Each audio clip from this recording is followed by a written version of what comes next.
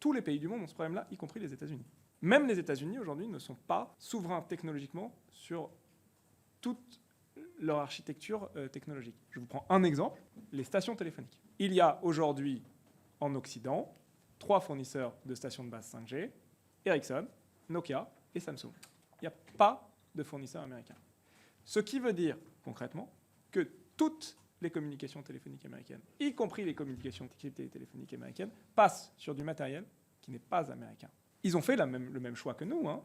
Ils n'ont pas décidé d'attendre qu'il y ait un opérateur américain qui sache le faire pour déployer la 5G. Ils ont accepté de déployer la 5G.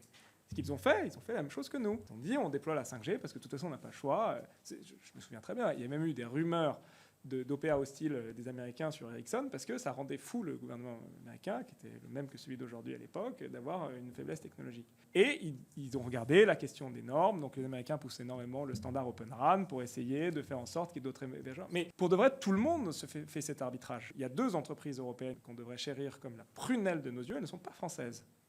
Dans la 5G, Ericsson et Nokia, et ASML dans l'intelligence artificielle. Toutes les puces d'intelligence artificielle ont été imprimées par une entreprise néerlandaise. Ça s'appelle ASML. Toutes les puces de NVIDIA, toutes les puces TSMC, etc. Aujourd'hui, dans les négociations avec les Américains, on a 2 énormes atouts. C'est la 5G et ASML. Là, on est en monopole européen.